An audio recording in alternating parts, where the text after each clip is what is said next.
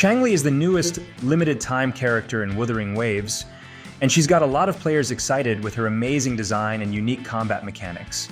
I mean, she's pretty badass and has kick-ass animations. What's there not to like?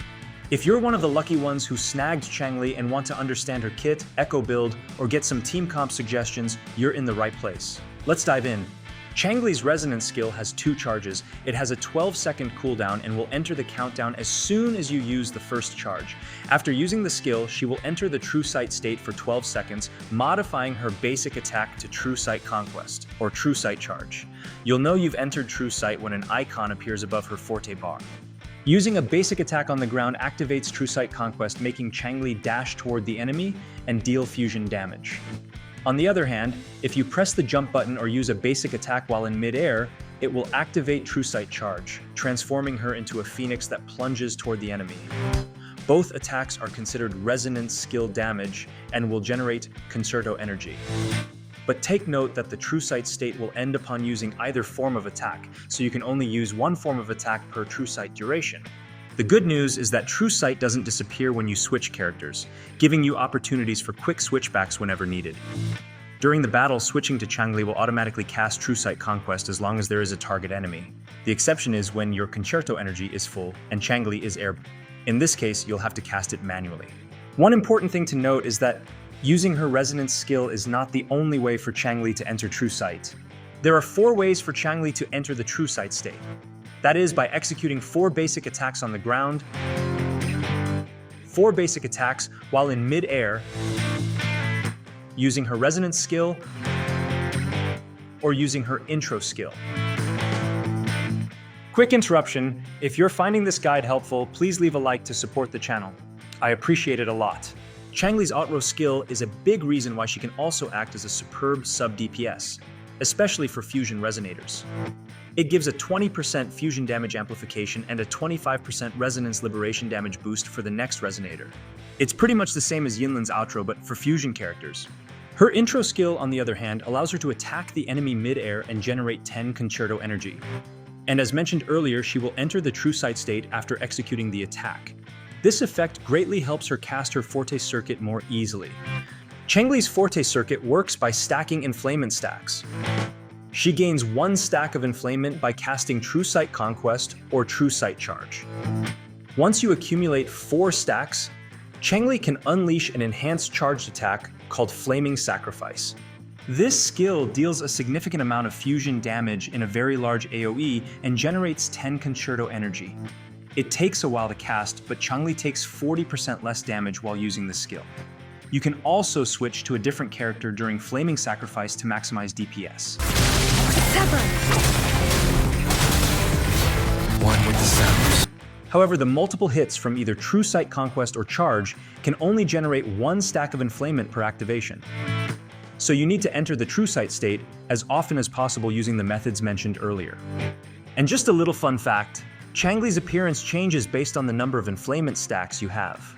Changli's Resonance Liberation deals fusion damage to surrounding enemies in a huge AoE and generate 20 concerto energy. Additionally, Changli will immediately gain 4 stacks of enflamement upon finishing this skill. Moreover, she will enter the Fiery Feather state for 10 seconds after performing the skill. If you unleash Flaming Sacrifice, her Forte Circuit, within these 10 seconds, she will receive a 25% attack boost. While it doesn't specify how long the attack boost lasts, it seems to apply only to her Forte Circuit damage. This skill costs 125 energy to cast, which is pretty standard for many characters. For comparison, only Yang Yang, Sanhua, and Danjin have a lower Resonance Liberation cost at 100 energy.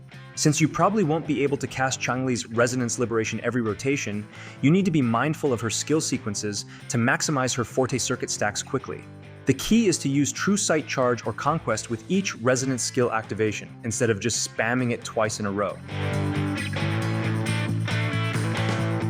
For the first inherent skill, Changli gains a 5% fusion damage bonus for each stack of enflamement. It's a nice passive, giving up to 20% fusion damage for her True Sight Conquest or True Sight Charge. But remember, this buff only applies to her enhanced basic attacks during True Sight, not her entire damage output. For her second passive skill, Changli gets a 20% fusion damage bonus and 15% ignore defense when using her Forte Circuit or Resonance Liberation. I'm not sure exactly how big the damage boost from Ignored Defense is, but it'll definitely help, especially against higher level monsters. Lastly, Changli gains a total of 8% crit and 12% attack once you've unlocked all her minor inherent passive skills. To maximize Changli's damage, go with the full 5-piece Molten Rift Sonata set.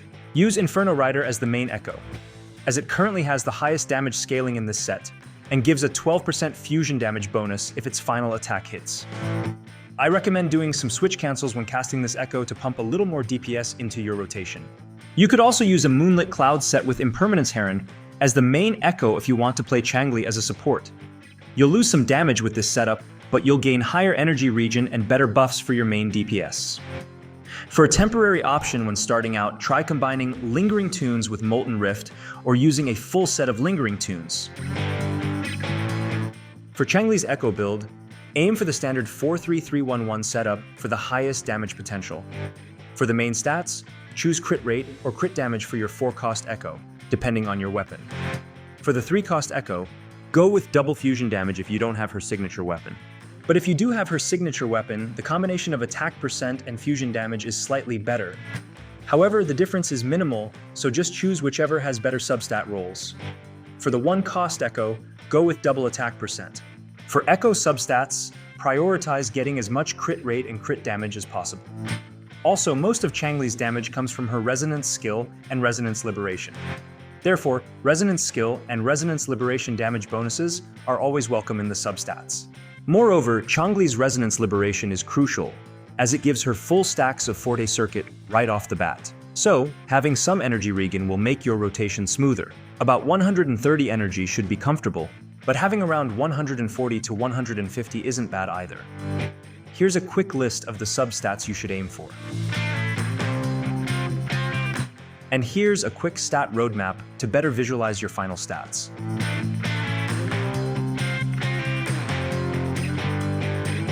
For the weapon options, Changli's signature weapon will obviously be her best in slot.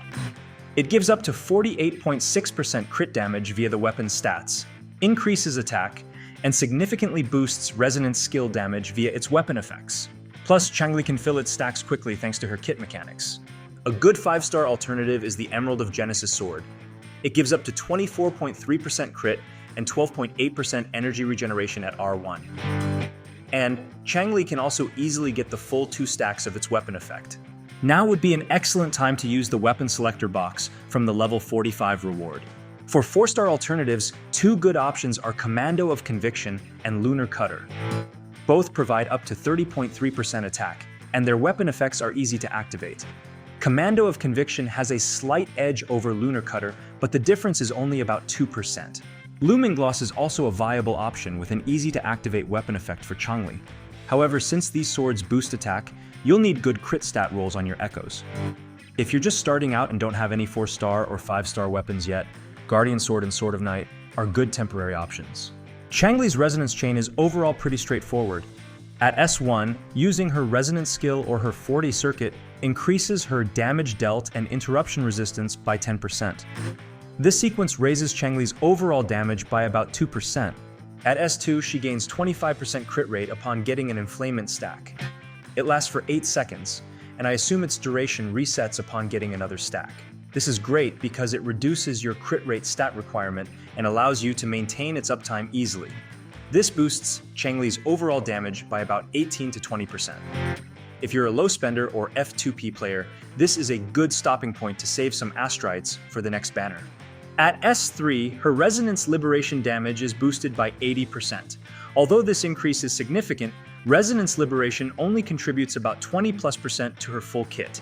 So in the overall scheme of things, it improves Changli's overall damage by only about 7%. S4 is also pretty great, as it allows Changli to provide a 20% attack buff for the whole party. The buff also lasts for 30 seconds, so it can really take your team's DPS up a notch, especially if you're proficient at switch cancels. At S5, it gets pretty crazy. It increases Changli's Flaming Sacrifices multiplier by 50% and damage dealt by 50%. This Resonance Chain sequence alone can boost Changli's damage by about 25%, especially if you're good at stacking her Forte Circuit. And of course, S6 of any 5-star characters are OP, and this one is no different.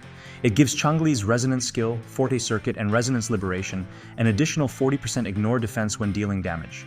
This could result in an overall damage increase of approximately 38%. Once you get to play Changli, you will probably notice that a lot of her kit has many switch cancel opportunities. Thanks to this and the buff she can provide via her Outro skill, she can team up with a lot of characters. I won't go into too much detail on their kits, as I plan to create a dedicated team comp guide for Changli. But for now, here are some of the teams that I think will work well with Changli. Encore, Changli and Verena, Baiji, or Jianxin. Encore can dish out a pretty good amount of fusion damage. In fact, she was the best fusion DPS before Changli got released. Having Changli on her team will definitely boost her further via Changli's outro skills. Verena would be ideal, but Baiji or Jiangxin could serve well in the healer slot. Rather than a hyper carry team, this team works as a double DPS team. It's probably best to utilize a lot of switch cancels with this team instead of waiting to fill Concerto energy at each rotation.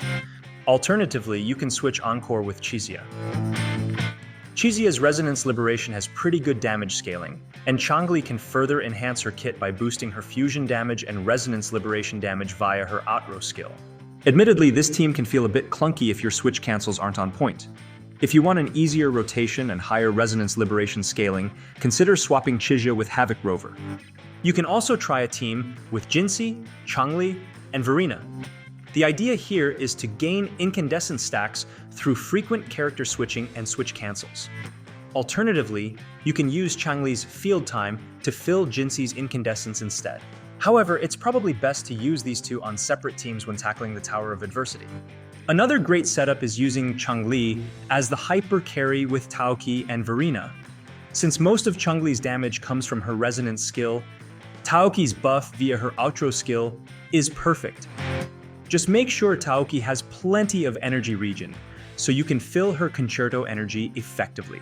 If you want more team comp suggestions, subscribe to the channel to get notified when the Changli team comp video comes out.